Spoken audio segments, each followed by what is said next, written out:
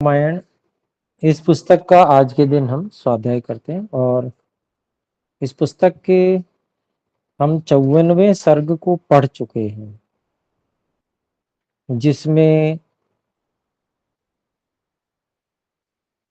भरत जी अपने मामा नाना के यहाँ से प्रस्थान कर गए हैं। अब हम 55वें सर्ग को आरंभ करेंगे। 55वें सर्ग में जो है भरत का अयोध्या पहुंचना दिखाया गया है। तो आइए पहले श्लोक को मैं बोलता हूं। सप्रांगमुखो राजगृहा दभि निर्याय वीर्यवान् भरतः क्षिप्रमागच्छत् सुपरिश्रांत वाहनः।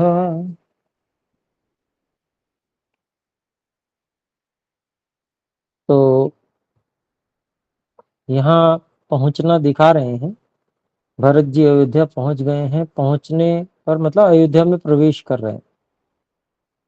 तो यहाँ पर हम देखते हैं इसके शब्दों को अलग अलग। सप्रांगमुखः राजगृहात् अभिनिर्याय वीर्यवान् भरतः क्षिप्रम् आगच्छत् सुपरिश्रांत वाहनः। और इसका अन्वय हम इस प्रकार से करते हैं।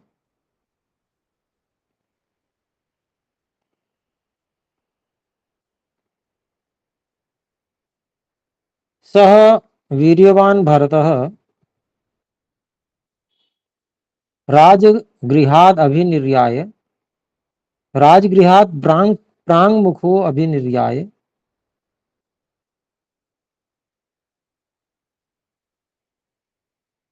परिश्रांत वाहनः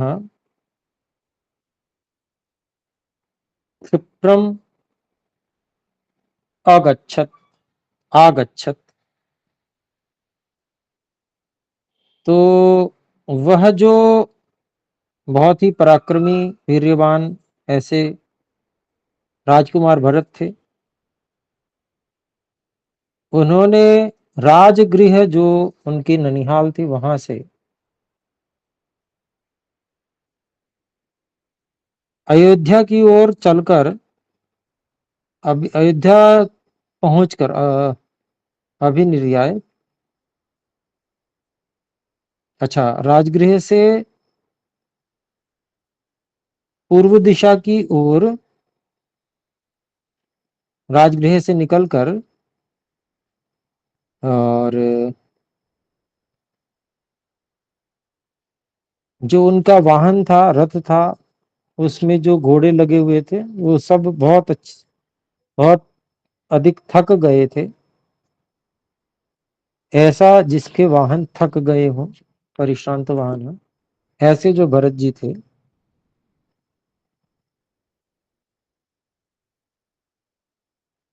बहुत ही शीघ्र अयोध्या नगरी पहुंच गए। आगच्छत। तो अब दूसरा श्लोक पढ़ते हैं। अयोध्याया अयोध्यामग्रतो दृष्ट्वा सारथिं वाक्यमब्रवीत् एषा नाति प्रतीता मे पुण्योद्याना यशस्विन।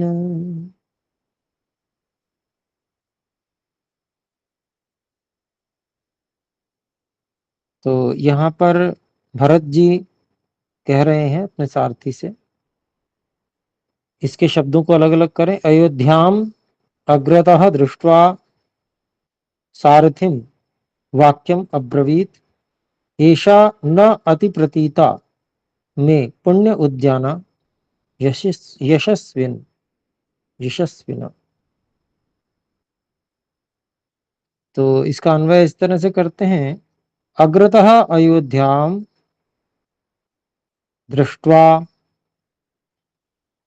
सारथिम वाक्यम अब्रवीत एषा पुण्योद्याना यशस्विन।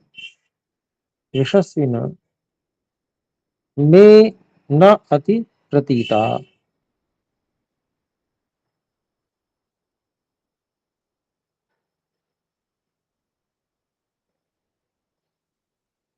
तो दूर से ही अयोध्या को देखकर, दृष्टवा, सारथी को उन्होंने, भरत जी ने ये वाक्य कहा। क्या कहा? कि यह जो बहुत ही सुंदर उद्यानों वाली और बहुत ही प्रसिद्ध अयोध्या नगरी है, मुझे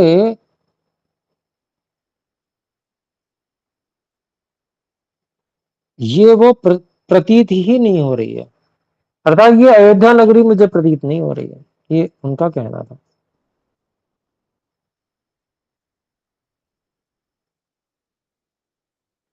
फिर है तीसरा श्लोक और चौथा श्लोक हम साथ में पढ़ लेते हैं, क्योंकि ये इसमें अन्वय भी हमको दोनों श्लोकों का मिला के करना होगा। यज्वभिर्गुणसम्पन्नै ब्राह्मणैर्वेद पारगैः भूयिष्ठ वृद्धैका भूयिष्ठं वृद्धैराकीर्णा राजर्षि परिपालिता अयोध्यायां पुरा शब्दः श्रूयते तुमुलो महान् समन्तान्नरनारीणां तमद्य न शृणोम्यहम्। तो ये दो श्लोक हैं, इनका इस प्रकार से हम अलग अलग इनको करें। यज्वभिः गुण संपन्नैः ब्राह्मणैः वेद पारगैः भूयिष्ठम ऋद्धैः आकीर्णा राजर्षि परिपालिता अयोध्यायां पुरा शब्दः श्रूयते तुमुलः महान् समन्तात् नरनारीणां तम अद्य न शृणोमि अहम। और इसका हम अन्वय इस तरह से कर देते हैं। भूयिष्ठम ऋद्धैः आकीर्णा राजर्षि परिपालिता अयोध्यायां पुरा संपन्नैः ब्राह्मणैः संपन्नैः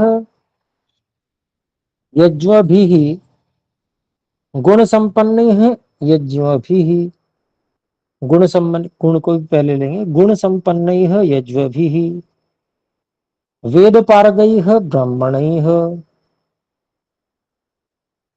तुमुलो महान्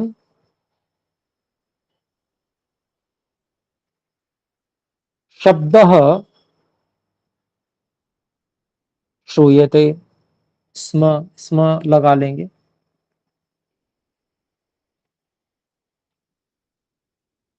फिर कहते हैं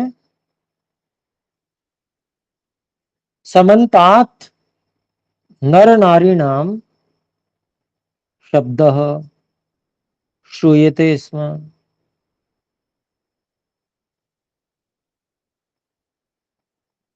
अद्य तम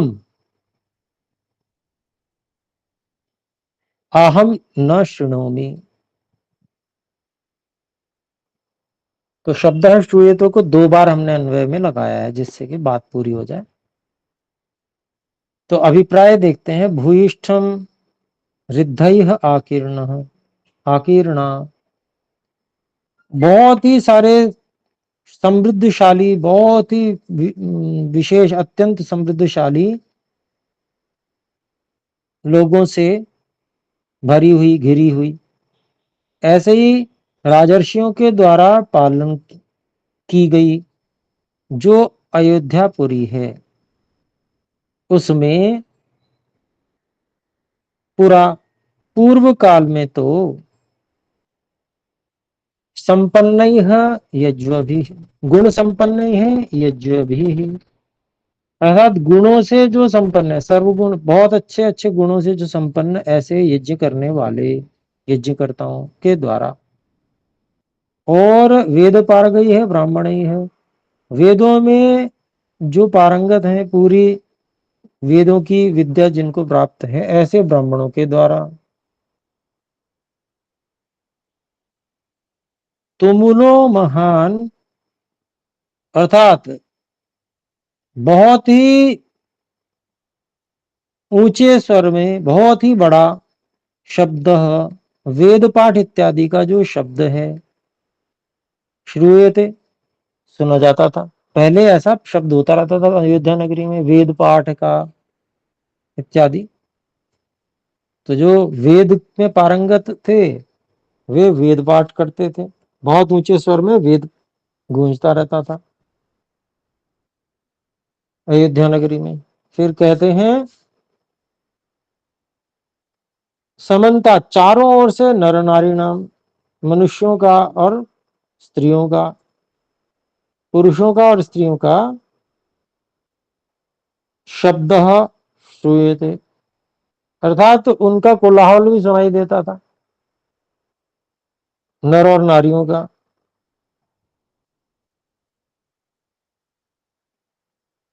तो कहते हैं, अद्यतम, आज मैं उस वेदों के, वेद पाठ के शब्द को और नर नारियों के कोलाहल को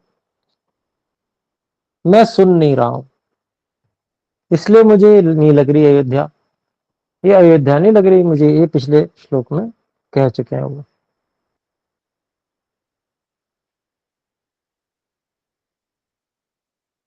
और ये पांचवें श्लोक को देखते हैं। न ह्यत्र यानैर्दृश्यन्ते, न गजैर्न वाजिभिः, निर्यान्तो वाभियान्तो वा नरमुख्या यथा पुरम्।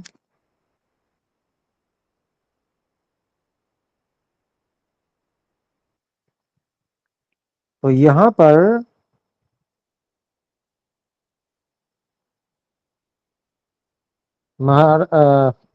राजकुमार भरत जी कह रहे हैं, इसमें हम शब्दों को तो अलग अलग कर ही चुके हैं। न ही अत्र यानई है दृश्यन्ते, न गजई है, न वाजिभी है, निर्यांतः वा अभियांतः वा नरमुख्या यथापुरम। अब इसको हम अन्वय में लगाते हैं। अत्र ही यानई है न दृश्यन्ते, फिर गजई है न दृश्यन्ते, वाजिभिः न दृश्यन्ते,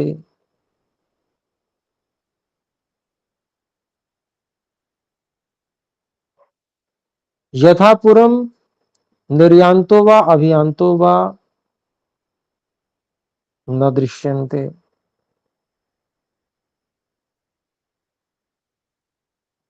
नरमुख्या वा।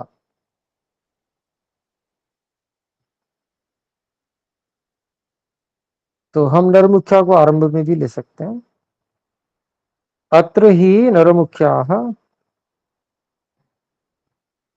यानैः न दृश्यन्ते, गजैर न दृश्यन्ते, वाजिभिः न दृश्यन्ते, निर्यांतो अभियांतो वा यथापुरम, ऐसा कह लें, या यथापुरम को भी आरंभ में ले जा सकते हैं। जैसे पूर्व काल में, यथापुरम, जैसे पूर्व काल में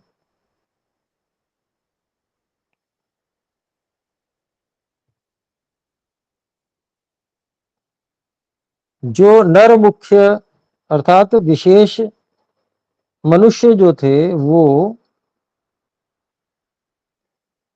यानों से जाते हुए आते हुए नहीं जैसे दिखते थे वैसे अब नहीं दिखते हैं। यथापुरम, जैसे पहले दिखते थे ऐसे अब नहीं दिख रहे हैं।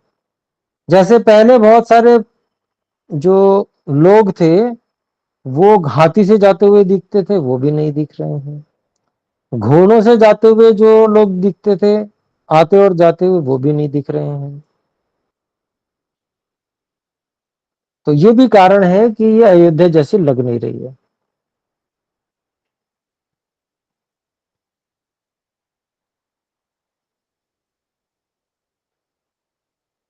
तो अब देखते हैं छठा श्लोक।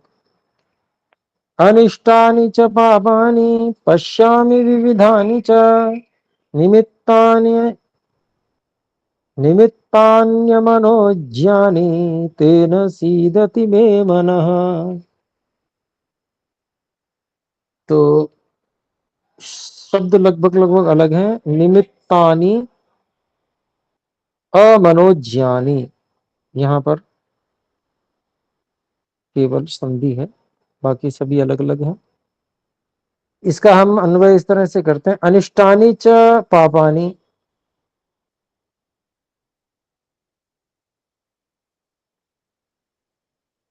अनिष्टानि च पापानि च विविधानि,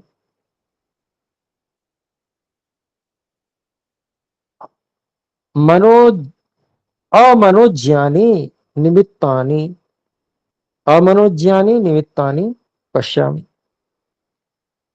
तेन मे मनः सीदति।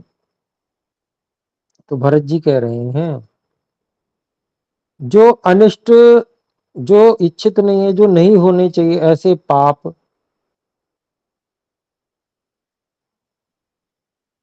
विविध प्रकार के भी मैं, और अमनोज्ञानी, जिसको मन देखकर प्रसन्न नहीं होता, ऐसे अपशकुन आदि निमित्तानि कारण पश्यामी मैं देख रहा हूं,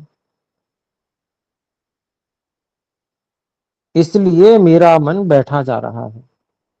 अर्थात बहुत अवसाद की स्थिति हो रही है। फिर सातवां श्लोक देखते हैं। सर्वथा कुशलम सूत दुर्लभम मम बंधुषु तथा ह्यसति सम्मोहे हृदये सीदतीव च सीदतीव में। तो यहाँ पर देखें सभी लगभग लगभग अलग अलग हैं। सीदती इव इसमें, ही असति इसमें केवल संधि है। तो यहां पर देखते हैं हम इसका अन्वय। हे सूत तथा ही असति मम बंधुषु सर्वथा कुशलम दुर्लभम मे सम्मोहे हृदये सीदति इव।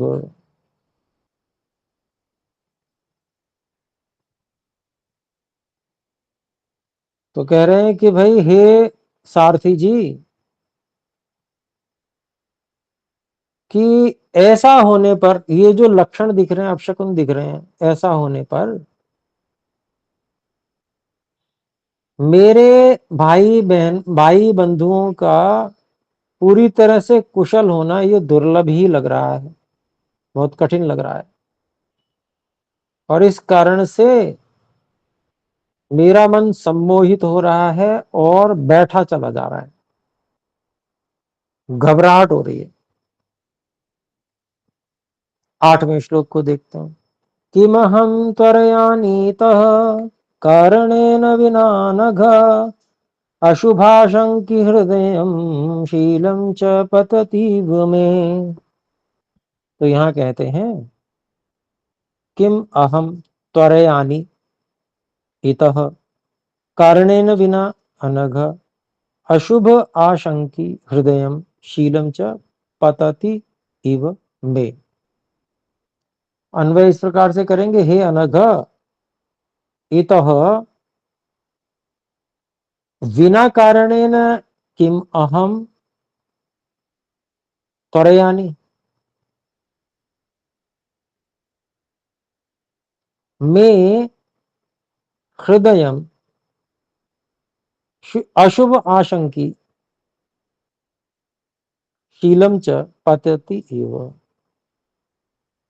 हे अनघ, सारथी जी को ही बोल रहे हैं, पाप रहित। यहां से, अर्थात मेरे नाना के यहां से बिना कारण से, तो क्या मैं इतनी शीघ्रता से जा रहा हूं? मुझे इतनी शीघ्रता से बुलाया गया है, क्या बिना कारण के बुलाया गया है? और मेरा जो हृदय है अशुभ आशंकी, अशुभ की आशंका वाला हो रहा है। और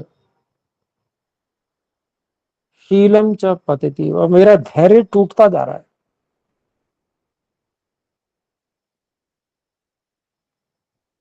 नौवां श्लोक और देख लेते हैं। श्रुतानो यादृशाः पूर्वं नृपतीनां विनाशने आकारांस्तानहं सर्वानिह पश्यामि सारथे। लगभग अलग अलग ही हैं पद। आकारान तान अहम, सर्वान इह, यहाँ पर केवल इधर संधि है थोड़ी। आइए देखते हैं। अन्वय है, हे सारथे नृपति नाम विनाशेन, नहीं विनाशने, नृपति नाम, हे सारथे नृपति नाम विनाशने यादृशाः पूर्वं नः श्रुताः अहम तान आकारान सर्वान इह पश्यामि। हे सारथी जी, राजाओं के विनाश में जिस प्रकार के पहले सुने हुए, हमने जो बातें सुनी हुई हैं,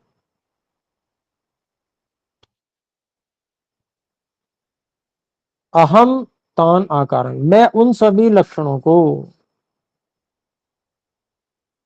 सर्वान आकारान, उन सभी लक्षणों को यहां पर देख रहा हूं, यह पश्चात देख रहा हूं। तो यहां पर जो है यात्रा में सारथी से कह रहे हैं इतनी सारी बातें जो भरत जी हैं, तो उनको जो आशंका वहीं से लगी हुई है, जब वहां पर उनको स्वप्न आया था तभी से उनको ये आशंका है। तो आइए इतना ही रखते हैं, आज 9 श्लोक तक हमारा हुआ, अगली कक्षा में बाकी करेंगे। आइए मिलकर एक बार ओम का उच्चारण करें।